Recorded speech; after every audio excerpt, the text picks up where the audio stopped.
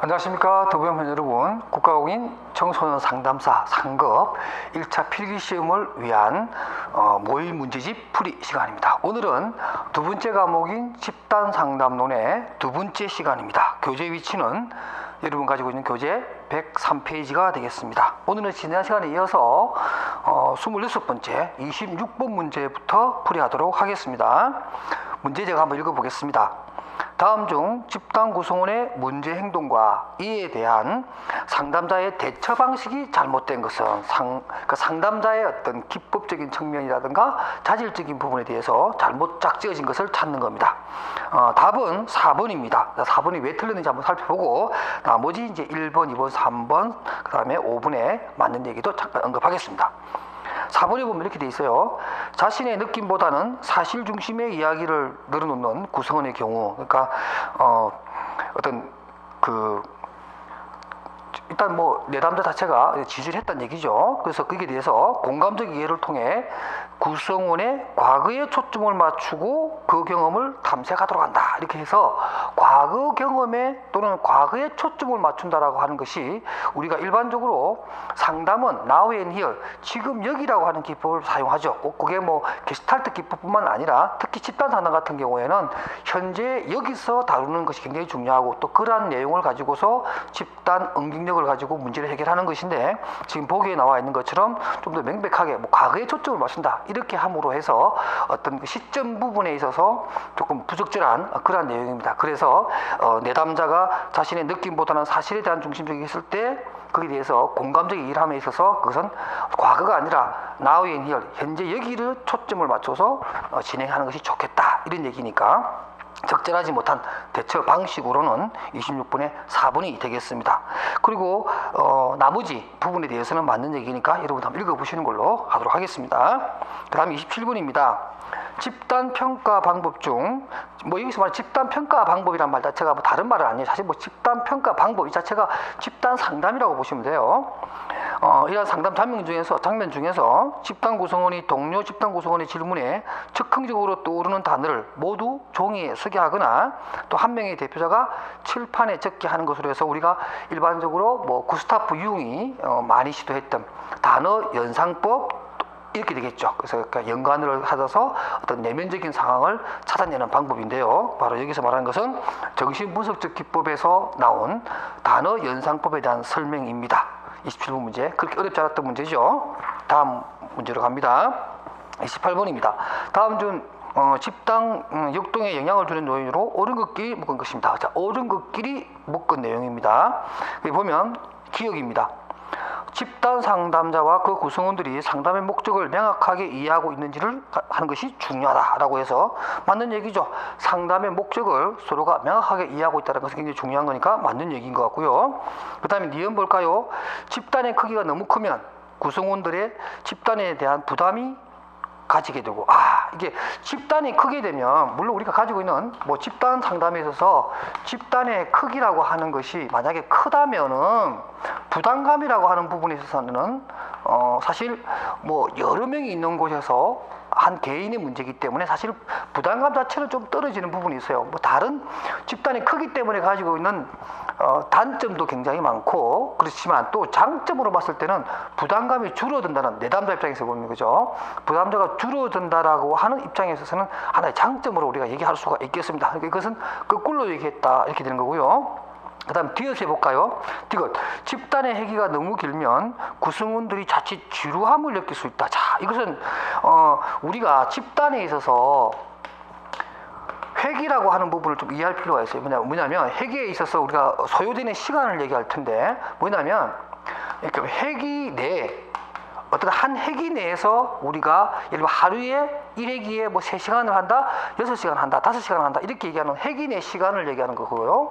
또 뭐냐면 회기간, 사이간자입니다. 회기간 시간이 있을 수 있어요. 그러니까 이번 주에 1회기를 하고 뭐 한 3일 뒤에 혹은 뭐 한 일주일 뒤에 2회기를 하고 그 다음 또 일주일 뒤에 3회기를 하는 이런 회기간의 시간이 있을 수가 있습니다. 그래서 이 보기의 내용, 디귿은 지금 뭐라고 되어 있냐면 집단의 회기가 너무 길면 구성원들이 자칫 지루함을 느낄 수 있다 하는데, 지루함을 느끼는 것은 주로 회기 내의 시간이 길 때는 지루함을 느낍니다. 그런데 회기간 시간 또는 우리가 일반적으로 이것도 회기 시간이라고 해요. 이 회기 시간이 길면 지루함보다는 거기 나오는 것처럼 보기에 보면 생소함을 느낀다 이렇게 돼 있어요. 해석에 보면 생소함을 느낀다. 그러니까 너무 간격이 너무 길다 보면 1회기와 2회기 사이에 간격이 너무 길다 보면 오히려 생소함이 계속 살아있는 거예요. 그러니까 어떤 집단에서 라포 형성이라든가 어떤 서로 간의 이해의 폭이 너무 길면 안 된다 그런 얘기거든요. 그래서 그 보기에 디귿 이런 겁니다. 집단의 회기가 너무 길면 구성원들이 자칫 지루함을 느낀다는 것이 자칫 뭐죠? 생소함을 느낄 수 있다. 이렇게 얘기하는 것이 맞는 얘기고요. 그래서 이것도 X가 되겠네요. 그리고 리얼의 효과적인 집단 상담을 위해 집단 상담자는 문화적으로 민감해야 된다. 맞는 얘기입니다. 그래서 보기에 기억과 리얼이 맞는 옳은 요인으로 묶여져 있다. 이렇게 보시면 되겠습니다. 그 다음에 29번 문제입니다. 집단 상담의 기법 중 다음 보기에서 설명하는 것이 무엇이냐라고 되어 있습니다. 보기에 보면 집단 구성원의 언어적 또는 비언어적 행동에 대하여 민감하게 반응하여 집단 상담자 자신이 이해한 내용을 자신의 말과 행동으로 되돌려 주는 것이고요. 또 타인이 얘기를 할 때 그들에게 충분한 주의를 기울이는 방법 등을 배우는 것이 중요하다. 우리가 들어준다. 경청이겠죠. 그래서 29번의 답은 1번 적극적 경청에 대한 얘기를 언급해 놓은 것입니다. 30번 문제로 넘어갈게요. 개인 상담에 비해 집단 상담 장면에서 활용도가 더 높은 상담 기술을 모두 고른 것은, 그러니까 개인 상담보다 집단 상담의 기법으로서 더 많이 활용되기도 하고 또 그 가치가 더 높아가는 기법들을 잘 묶어놓은 것을 찾는 건데요. 답은 라와 마가 됩니다. 자, 반영학이라든가 직면학이라든가 해석학이라고 하는 것은 개인 상담에서도 매우 중요한 것인데요. 라 볼까요? 차단학이라고 있습니다. 차단학이라는 뭐냐면 어떤 자기 주장이 심하거나 자주 질문하거나 너무 지나치게 자기 말을 많이 하는 이런 집단 구성원들에 대해서 커팅오프, 행동 제한을 해야 되는 이런 부분이죠. 그래서 차단하기 기법은 집단에서 쓰이는 것이고요. 그 다음에 마지막으로 연결하기 같은 경우는 우리가 연결 기법을 우리가 골격수에 배웠다시피 어떤 구성원들 간에 공통점이 있는 경우에는 그 부분을 연결해 줌으로 해서 해당 구성원들 간에 어떤 친밀감을 갖게끔 해주는 그러한 기법 중에 하나가 바로 연결짓기죠. 이것들은 개인 상담에서는 좀 하기 힘들어요, 그죠? 그래서 집단 상담에서 오히려 더 그 효과성이 더 뚜렷하게 드러나는 그러한 기법으로서 차단하기와 연결하기가 맞겠다. 그래서 30번의 답은 3번이 되겠습니다. 31번입니다. 공동 상담자 활용의 장점으로 옳은 것을 모두 고른 것은, 자, 공동 진행자, 우리가 집단 상담을 꼭 한 명이 진행하는 것이 아니라 두 명이 진행할 수도 있고 세 명이 진행할 수 있다는 얘기죠. 만약에 두 명이 진행을 했을 때에 하나의 우리가 확인할 수 있는 장점이 뭐냐 했을 때 가볼까요? 상담자의 신체적 정서적 소진을 감소할 수 있다. 번아웃 때는 정서적 감소를 그러니까 정서적으로 감소되거나 번아웃 돼 버리는 소진돼 버리는 상황을 막을 수 있다.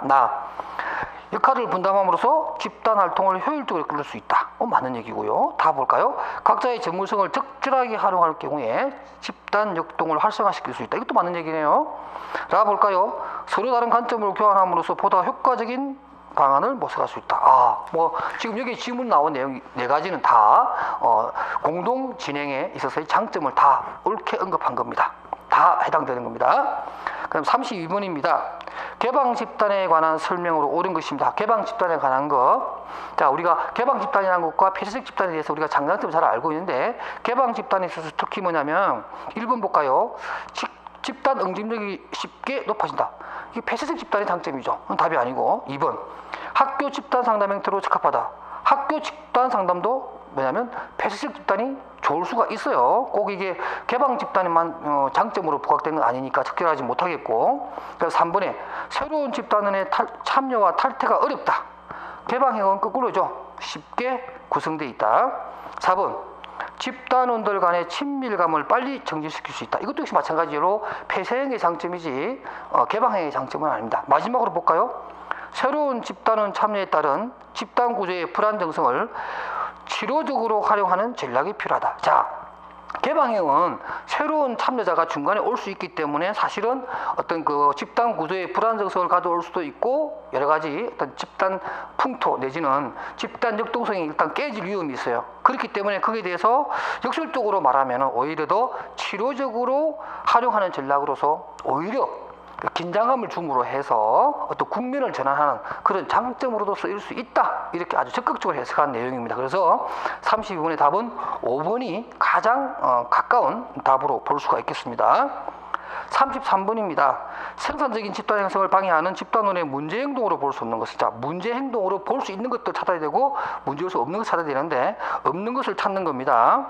1번 보면은 뭐 바다님은 혀를 제멋대로 놀리는 게 문제야. 아유, 아주 이거 뭐 집단을 다 깨버릴 수 있는 아주 그야말로 감정적인 그런 대화라 썩 바람직하지 못하고 문제 행동이라고 할 수 있겠네요. 2번 볼까요?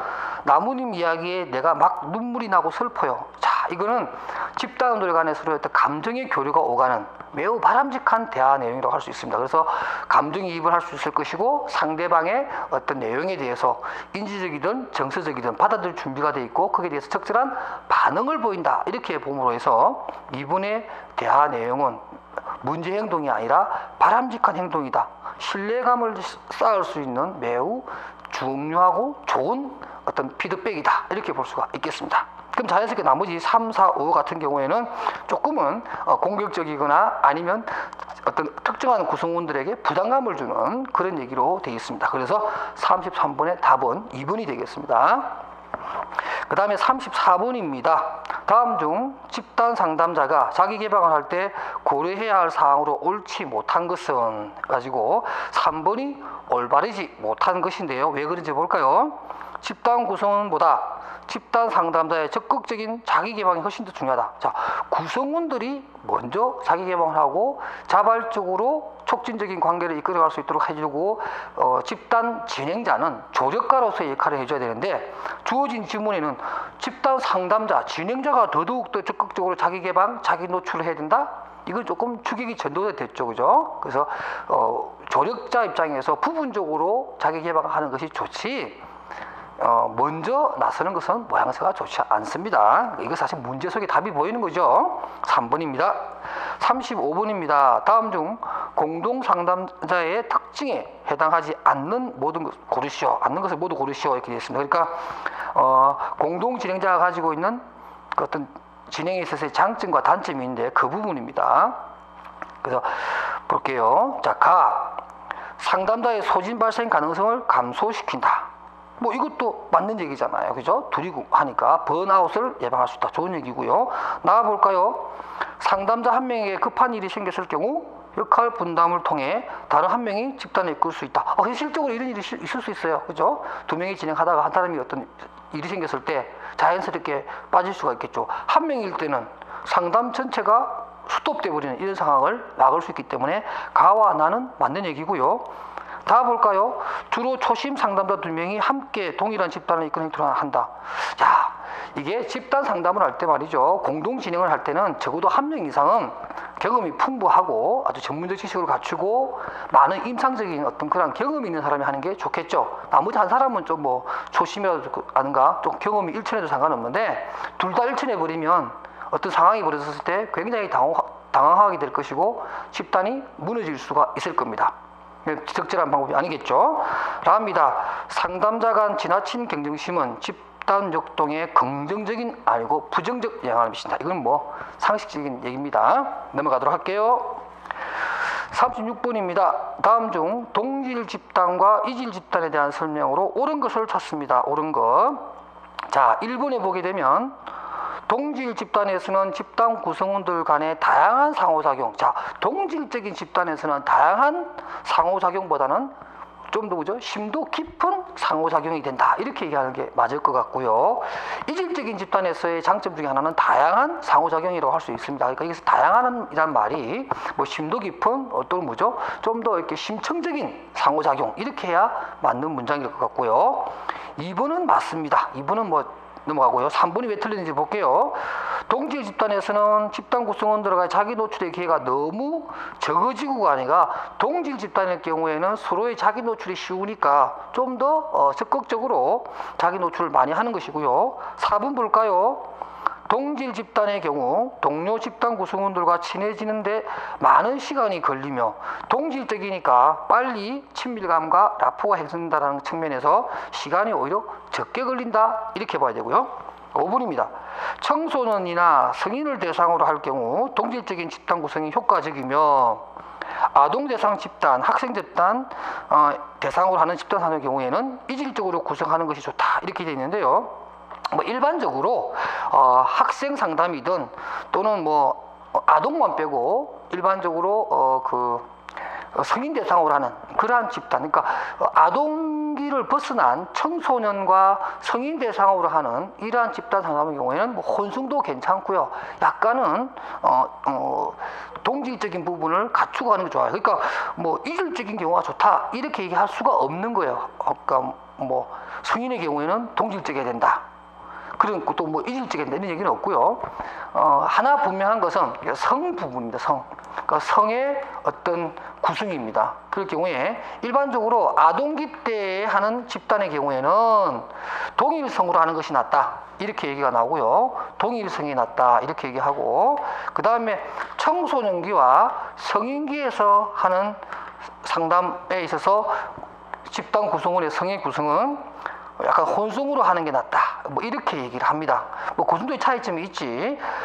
그 외 나머지 뭐 청소년, 학생 상담, 성인 상담에 있어서 반드시 이질적이어야 된다 또는 반드시 동질적으로 해야 한다 이런 얘기는 없어요. 그러니까 뭐 어느 것이 좋다라고 이렇게 단언적으로 얘기할 수는 없다. 그러니까 여기 36번의 가장 적절한 답은 2번이 되겠습니다. 그 다음에 37번입니다. 다음 중 집단 구성원이 집단 상담에 대해 더 이상 참여하지 않기를 원할 때 집단을 떠날 수 있는 자유에 대한 설명으로 옳지 않는 것. 자, 어떤 집단 구성원이 뭔지는 모르지만 어떤 시기에 나가야겠다라고 했을 때 거기에 대해서 인정해 줘야 돼요. 권리를 뭐 집단에 빠질 수 있는 권한은 인정해 주고 그리고 그것을 미루면 안 되고 빨리 결정을 해야 됩니다. 안 그러면 나머지 구성원들과 관계에서 분위기가 이상해지니까 즉시 결정을 해서 어떤 탈퇴에 어떤 상황을 조치를 취해주고 반드시 그 탈퇴된 이유에 대해서 남아있는 구성원들에 대해서 친절하게 설명을 해줘야 됩니다. 만약에 그걸 설명하지 않고 넘어가 버리면 그 분위기 참 딱하죠. 이거 우리 상식적으로 이해할 수 있겠죠, 그죠? 그러니까 어떤 탈퇴 내지는 더 이상 참여하지 못하게 된 그 구성원들에 대한 이유를 분명하게 설명을 하고 남아있는 집단 구성원들에 대해서 수긍을 받아야겠죠. 바로 그런 얘기입니다. 그 다음에 38번입니다. 다음 중 생산적인 집단 활동에 역효과를 불러올 수 있는 집단원의 행동. 역효과니까 별로 바람직하지 못한 행동이네요. 한번 볼까요? 3번입니다. 집단 임원이 어떻게 느껴야 하는지 또 해야 할 것과 하지 말아야 할 것 등이 무엇인지를 말해주려고 노력한다. 이건 억지로 막 이렇게 뭔가 어떤 목표 달성을 위해서 그야말로 뭐 선입견을 갖다가 심어주는 이런 행동이라 될 수 있겠고 어떻게 보면 조언을 한다든가 충고를 한다든가 이런 조금은 강제적인 부분이 들어가 있고 어떤 참여자들의 어떤 자유로운 의사결정 또 자기 실현의 경향성에 대한 그 사람의 어떤 어떤 권리 부분을 침해하는 이런 내용이 있습니다. 그래서 38번의 경우에는 3번이 좀 부적절한 내용으로 보입니다. 그 다음에 39번입니다. 다음은 집단 상담자의 피드백 내용이다. 효과적인 피드백의 원리가 적용된 내용이 뭐냐 이런 얘기예요. 그래서 사례가 두 가지가 있네요. 일단은 비효과적인 피드백입니다. 비효과적인 피드백에서는 이렇게 얘기합니다. 바다님, 다른 집단원들을 쳐다볼 때 왜 곁눈질로 하고 흘겨보고 그래요? 그런 행동은 사람을 무시하는 나쁜 태도 같아요. 나쁜 태도 같아요. 라고 하는 어떤 도덕적 판단이나 도덕적 기준에 대한 부분을 언급한 별로 바람직하지 못한 것이고요. 효과적인 피드백은 바다님, 다른 집단원을 쳐다볼 때 똑바로 보지 않고 자주 곁눈질을 하는 것처럼 보이는데 혹시 그런 사실을 스스로 알고 있는지요? 그것에 대해 어떻게 생각하는지 궁금합니다. 마치 아이메시지 전달법처럼 아주 간접적이지만 정확하게 그 곁눈질하는 행동에 대한 우려를 나타내는 거죠. 그렇게 함으로 해서 지각된 객관적 사실은 진술하되 거기에 대해서 나쁘다 좋다에 대한 도덕적 판단을 하지 않는 아주 바람직한 피드백을 한 겁니다. 그래서 이에 대한 설명으로 적절한 것은 39번의 1번이 되겠습니다. 자, 40번 문제입니다. 40번 문제. 다음 보기와 같은 집단 구성원에게 도움이 되는 피드백이 아닌 것입니다. 어떻게 했길래 이런 일이 생길까요? 자, 영희는 좀처럼 집단에 참여하려 하지 않는다. 다른 집단원들이 모두 자신의 문제에 대해 얘기를 한 후에도 무표정으로 일관하며 자신의 속내를 드러내려 하지 않는다 라고 해서, 자, 여기에 대해서 도움이 되는 피드백이 아닌 것이니까 조금은 영희의 행동에 대해서 조금 비난을 하거나 도덕적 판단을 하거나 조금은 직면에서 더 벗어나서 뭐 충고를 하거나 뭐 이런 얘기가 되겠죠. 그래서 거기에 해당되는 것이 4번인데 한번 볼게요. 영희님이 그렇게 무표정하게 앉아 계시니 왠지 열심히 자기 얘기를 하고 신뢰를 쌓아왔던 다른 구성원들의 기분이 많이 나쁠 것 같아요. 이렇게 얘기함으로써 영희가 더더욱 안절부절 못하게 하고 죄책감을 느끼게 하거나 그야말로 창피감을 줄 수 있는 거잖아요. 그죠? 너 때문에 이 집단이 잘 이루어지지 않는다. 뭐 이런 정도의 얘기니까 이것은 굉장히 좋지 않은 집단 구성원들에 대한 피드백이고 또 집단 상담자의 어떤 진행의 미스입니다. 잘못입니다. 그런 것을 얘기한 거니까 4번은 적절한 피드백이 아니다. 이렇게 볼 수 있어서 40번의 답은 4번이 되겠습니다. 41번입니다. 다음 중 집단 상담 시에 비밀 보장에 대한 설명으로 옳지 않는 것입니다. 비밀 보장에 대해서 옳지 않는 것이에요. 41번의 2번 보겠습니다. 상담자가 내담자의 정보를 불가피하게 공개할 때는 당사자에게 사전에 동의를 구해야 하며 내담자의 정보를 최대한 풍부하게 공개해야 한다. 내담자의 사적인 비밀을 풍부하게 막 완전히 다 까발리려고 하는 것은 좀 그렇죠. 필요하다면 필요 최소한의 부분을 하고 특히 또 내담자의 어떤 개인적인 사적인 정보를 제공할 때는 매우 제한적으로 공개해야 되는 게 맞겠죠. 그래서 41번의 답은 2번이 부적절한 내용으로 선택되겠습니다. 42번입니다. 다음 중 청소년들을 대상으로 하는 집단 구성의 특징으로 옳은 것끼리 묶은 것입니다. 자, 옳은 것끼리 보면은 일단 적절하지 않는 것이 디귿과 리을인데요. 디귿과 리을을 한번 보도록 하겠습니다. 자, 디귿 청소년의 경우 남녀 혼성 집단에서 지나친 이성 간의 상호작용으로 집단의 분위기가 흐려질 수 있으므로 혼성 집단보다는 동성 집단이 조직하는 것이 좋다. 제가 조금 전에 이런 아동기 외에 청소년의 경우 또는 성인의 경우에는 혼성으로 이루는 것이 좋다라고 얘기했잖아요. 그죠? 이 내용과 배치되는, 그래서 틀린 얘기고요. 그 다음 리얼 집단 상담자는 가능한 친한 친구끼리 집단을 짜는 것이 좋다. 자, 뭐 같은 동년배, 같은 학교, 같은 반 그런 아이들과 해서 집단 상담을 이런 것은 상관없어요. 근데 지나치게 친하고 뭐 오늘 만나고 내일 만나고 평소에 속에 있는 얘기를 막 하는 그런 친구들이라면 자기 노출하는데 굉장히 어려움이 있을 수도 있고요. 어떤 객관적으로 자신들의 문제를 바라보는데 어려움이 있습니다. 집단 상담이라는 게 가장 중요한 게 자신의 문제를 객관적으로 봐야 되는데 너무 친해버리면 그 문제를 객관적으로 바라보는데 좀 방해를 받아요. 그래서 적절하지가 못하죠. 그래서 42번에는 디귿과 리을이 적절하지 못한 거니까 옳은 것을 찾으라 그러면 기역과 니은이 되겠습니다. 43번 문제입니다. 집단 상담자가 지켜야 할 윤리에 관한 내용으로 옳지 않은 것입니다. 윤리에 관한 내용입니다. 그래서 4번 볼게요. 집단원을 대상으로 실시된 연구의 결과물은 해당 집단원의 요구가 있더라도 제공해서는 아니 된다. 이건 말도 안 되죠. 내가 어떤 조사를 하고 연구의 결과를 냈을 때 그 이해 당사자가 이 집단원이 이해 당사자가 되죠. 그래서 거기에 대해서 알려주고 또 요구하면 제공도 해야 됩니다. 자기 얘기를 연구의 해상물로 삼았을 때 그 사람 얘기하지 않는 것은 연구자의 도덕적인 문제에 있어서 굉장히 큰 문제점이다. 얘기할 수가 있잖아요. 그죠? 그래서 4번이 적절하지 못한, 그러니까 윤리성이 있어서 적절하지 못하다. 이렇게 볼 수 있겠고요. 44번입니다. 집단 상담에 적용되는 규범에 관한 설명으로 옳은 것입니다. 집단 상담에서 적용되는 규범의 어떤 행동의 원리 같은 것들이에요. 옳은 것입니다. 옳은 것에 보면 이렇게 돼 있네요. 집단의 1번이 그거예요. 집단의 규칙으로 변경되어서는 아니 된다 이런 게 있는데, 집단의 규칙이라는 게 한번 정해졌다고 해서 뭐 무조건 계속 유지돼야 되느냐 그런 것은 아니고요. 집단이라고 하는 게 우리가 하다 보면 약간의 어떤 상황이 바뀌어질 수도 있고, 예를 들면 또 뭐 예를 들면 개방적 형태라고 그러면 얼마든지 그 상황이 바뀔 수도 있겠죠, 그죠? 그런 부분을 얘기하는 거고, 그러니까 이것은 변경해도 된다라고 해야 될 것 같고요. 2번 볼까요? 집단의 유지 발전과 관련된 요소로 구성된 그러니까 요소로 구성되었다. 이것은 맞는 얘기예요. 그러니까 여러분들 그 보기에 정답에 보면 44분의 1번으로 되어 있는데, 이거 좀 죄송해요.